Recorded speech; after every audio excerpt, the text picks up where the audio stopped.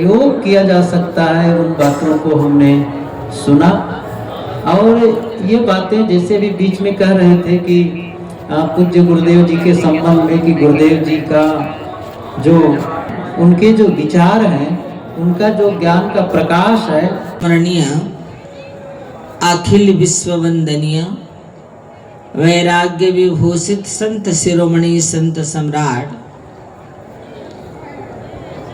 सूर्यवत प्रकाश चंद्रवत शीतल मेरे मन मंदिर के आराध्य देव सदगुरु कबीर साहब के पावन चरण कमल को त्रैवार साहिब बंदगी समर्पित करते हुए ज्ञानदाता मोक्षदाता परम पूज्य गुरुदेव जी को सतत नमन वंदन। मंचस्थ विराजमान एवं इस महाकुंभ में पधारे हुए सर्व संत महात्माओं महान पुरुषों, साधनामयी मेरी सभी साध्वी बहनें, धर्मानुरागी परम जिज्ञासु मुमुक्षु निर्छिर विवेकी प्यारे हंसजन, परम वंदनिया भक्ति शक्ति के स्रोत वात्सल्यमयी करुणामयी श्रद्धा मूर्ति मेरी माताएं एवं सुहृदय मेरे भाइयों, आत्मस्नेही मेरी बहनों, वसुंधरा की चमन पर पुष्पित होने वाले होनहार नन्हे मुन्ने प्यारे प्यारे बच्चों, परम सौभाग्य का विषय है कि प्रयागराज के इस पावन महाकुंभ में हम त्रिवेणी संगम का दर्शन करने के साथ ही साथ संत समाज के रूपी महाकुंभ में भी स्नान कर रहे हैं। उस कुंभ में, उस गंगा में जाकर के हम स्नान करते हैं, डुबकी लगाते हैं, हमारी तन की पवित्रता शुद्धता प्राप्त होती है। पर संतों की समाज रूपी महाकुंभ में आकर के जब हम गोता लगाते हैं तो उसमें मन की शुद्धि होती है। तन की शुद्धि की जितनी आवश्यकता है उससे कहीं ज़्यादा मन की शुद्धि की भी आवश्यकता है। और मन की शुद्धि जब तक संतों की संसर्ग सानिध्य में हम ना आए तब तक मन की शुद्धि होना असंभव है। बहुत पावन शुभ अवसर हमें हम सबको प्राप्त हुआ है। इस महाकुंभ में विभिन्न स्थलों से पधारे हुए संत महान पुरुषों की वाणी वचन रूपी महाकुंभ में स्नान करके हम आप सभी निमज्जित हो रहे हैं। ऐसा सुंदर पावन शुभ अवसर को भी प्राप्त करके कदाचित हम समय को खो गए तो भला हमसे अभागा कौन हो सकता है। इसलिए इस महाकुंभ में आकर के हम संतों की दर्शन करके उनकी पवित्र वाणियों से लाभान्वित होकर के अपने जीवन को हम पवित्र और पावन करें।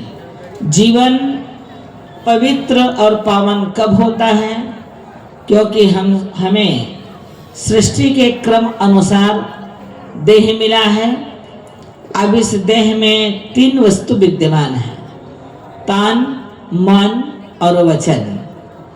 अब तीनों में संत महान पुरुषों ने 10 अशुद्धियां बताई हैं।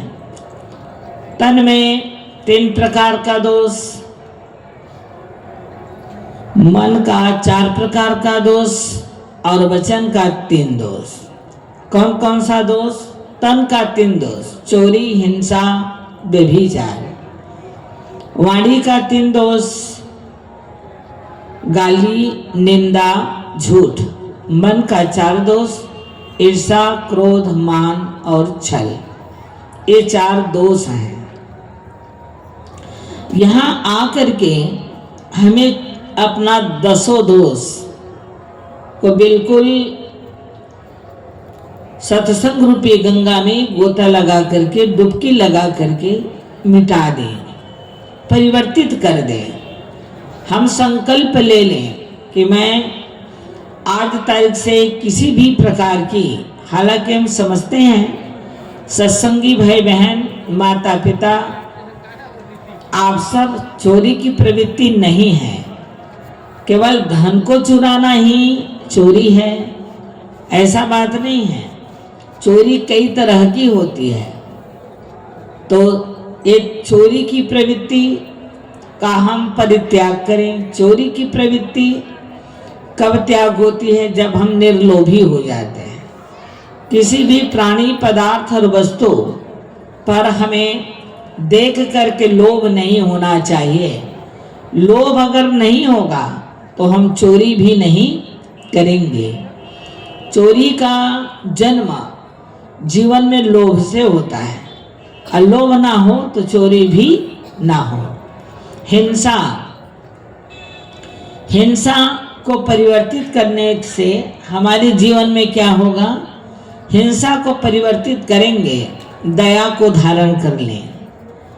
हृदय में दया हो, करुणा हो, तो हिंसा हमसे कदाचित कभी हो सकती नहीं है। हम दया को धारण करें। दया, क्षमा, करुणा, ये सब हम सद्गुण को स्वीकार करें तो हिंसा की प्रवृत्ति आप स्वरूप गायब हो जाएगा। इसके बाद रही बात व्यभिचार की, इंद्रिय दमन कर लें।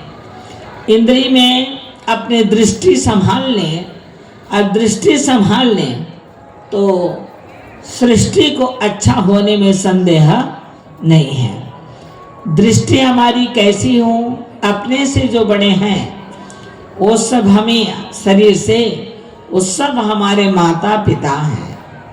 अपने बराबर हैं वो भाई बहन हैं। अपने से जो उम्र में, शारीरिक उम्र में छोटे हैं वो हमारे बच्चे की तद्वत हैं।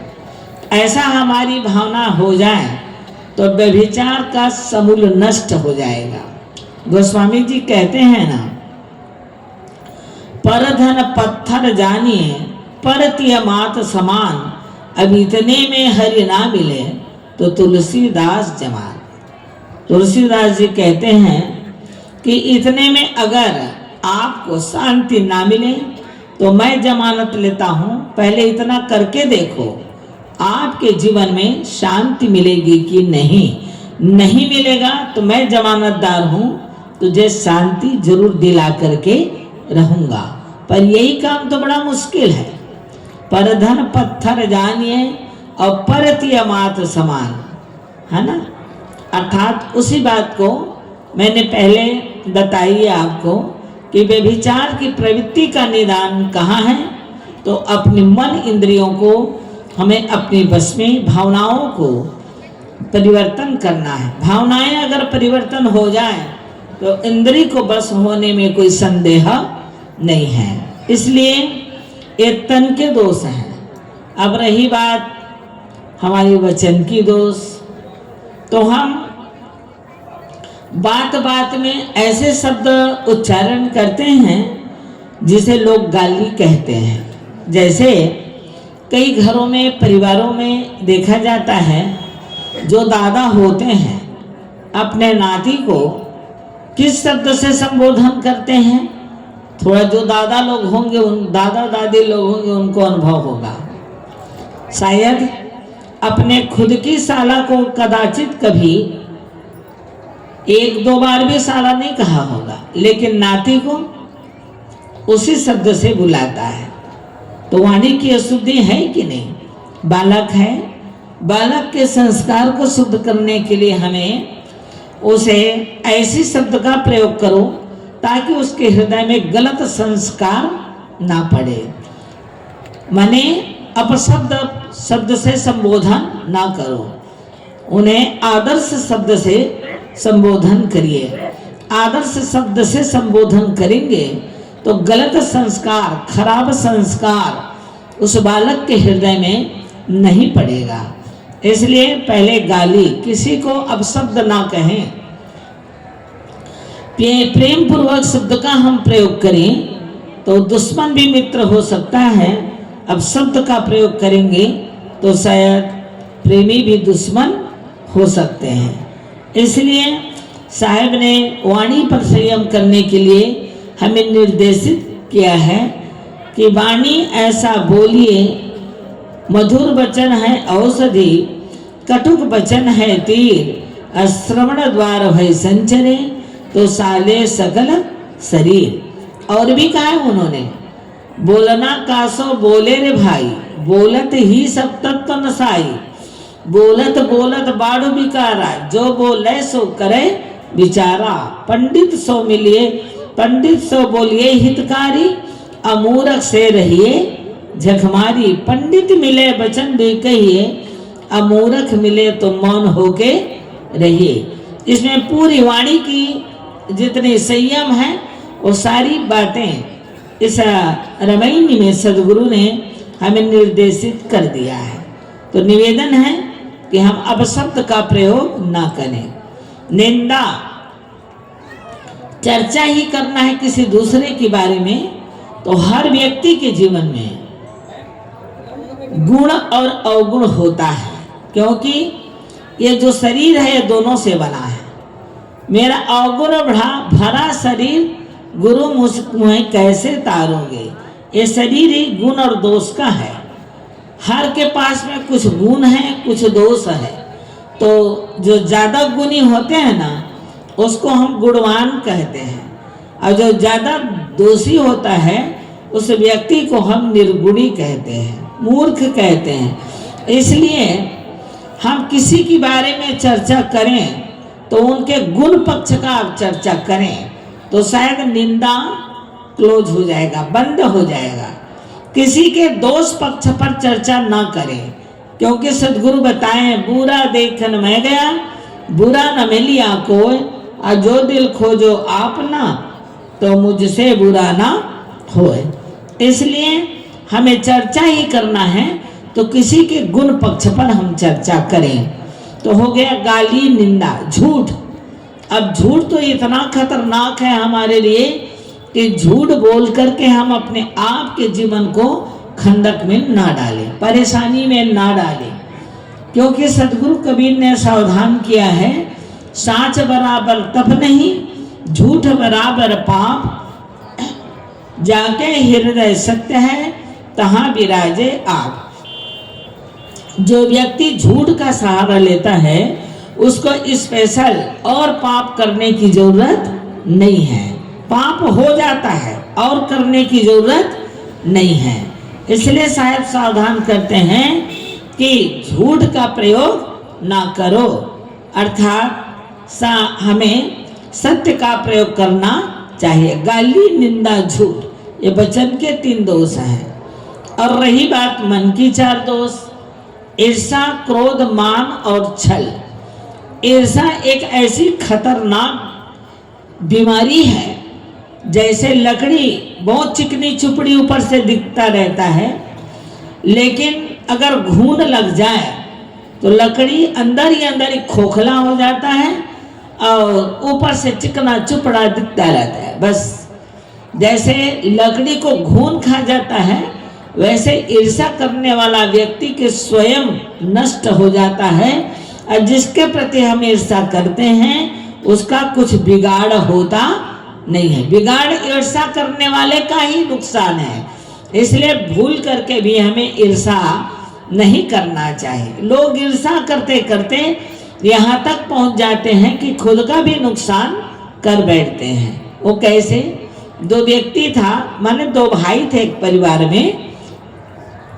बड़ा भाई बड़ा चतुर और चालाक था, छोटे भाई उस पर विश्वास करता था, परंतु वो उसका रोज के रोज उसे धोखा देते थे। जितनी उसकी जमीन जायदाद थी, अच्छी अच्छी वाली जमीन, मकान, वस्तु, वो सब वो अपना रख लिया, और छोटे भाई को एक टूटा फूटा घर दे करके उसने उसको अलग कर दिया। छोटा भाई कभी सपना में नहीं सोचा था कि बड़ा भाई मुझे ऐसा करेंगे, पर ऐसा हो गया।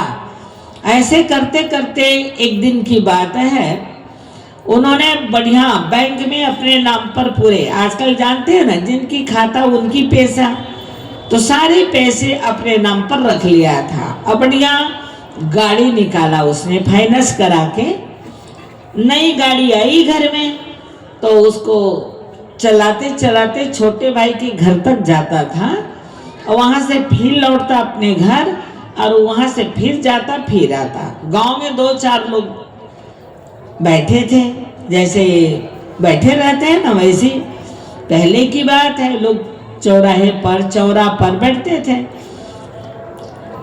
2-4 सज्जनों ने पूछा, भाई आप गाड़ी फिर ले जाते हो फिर लाते हो, मामला क्या है? तो उन सयानों को जवाब देते बड़ा भाई कहता है, आप जानते नहीं, छोटा भाई मुझसे बड़ा जला करता है, और देखो ना जब मेरे साथ था तो बड़ा मौज मस्ती से जीता था, अब कैसे जी रहा है, तो मैं इससे जला करता है, इसलिए देख वो कुछ भी नहीं कर पाया मुझसे अलग हुआ है, तो अब मैं अलग होते ही अपने कर्म से अपने पुरुषार्थ से मैंने गाड़ी फाइनेंस करा लिया, तो उसको दिखा रहा हूँ, जला रहा हूँ। वो सयान व्यक्ति था, उसने कहा भाई ये बताओ तुम गाड़ी ला रहे हो ले जा रहे हो, इसमें पेट्रोल डलवाए हो कि डीजल? तो उसने कहा पेट्रोल डलवाया, पेट्रोल गाड़ी थी। तो बताओ वो पेट्रोल को भराने के लिए तुम्हारा छोटा भाई पैसा दिया होगा? उस बुजुर्ग ने कहा तो काहे को पैसा देगा, गाड़ी मेरी है तो पैसे काहे को देगा? उस बुजुर्ग ने कहा क्योंकि संतों का संग उसने किया था। बुजुर्ग ने कहा जब गाड़ी की तेल आपका है, गाड़ी आपका है, अब बेमतलब बिना आवश्यकता के आप ला रहे हो ले जा रहे हो, तेल आपका जल रहा है, इंजन पार्ट्स आपके घिस रहे हैं, आपके छोटे भाई का क्या जा रहा है? उसका तो कुछ भी नहीं जा रहा है। सज्जनों, उन्होंने इस बात को समझ ही नहीं पाया था। जब उस बुजुर्ग ने इस बात को दोहराया तब वो सोचने लगा बात तो ऐसे ही कह रहे हैं, फिर तो रुक गया। कहने का मतलब हम जीवन में ईर्ष्या करके खुद को जलाते हैं, दूसरा कोई जलता नहीं। सोचते हैं हम दूसरे को जला रहे हैं पर दूसरा जलता नहीं है, हम खुद उस आग में जलते हैं। इसलिए मन का दोष ईर्ष्या, क्रोध। क्रोध में देख लीजिए ना, हाँ दुर्वासा ऋषि की क्रोध में यदुवंशी नष्ट हो गए, कपिल मुनि की क्रोध में राजा सगर के परिवार नष्ट हो गए, और हम आपके क्रोध में हमारा घर नष्ट हो जाता है। इसलिए क्रोध नहीं करना चाहिए। तो क्रोध ना करें तो क्या करें? क्रोध कुछ तो करना पड़ेगा, और क्रोध ऐसे नहीं रुक जाएगा, उसके बदला में कुछ करना पड़ेगा। तो क्रोध नहीं करना है तो हमें क्या करना है? क्षमा करना प्रारंभ करिए, तो क्रोध अपने आप समाप्त हो जाएगा। जैसे क्रोध को हम मनाएं कैसे, नहीं करना है कैसे ना करें, नहीं करना है कहने से नहीं होगा।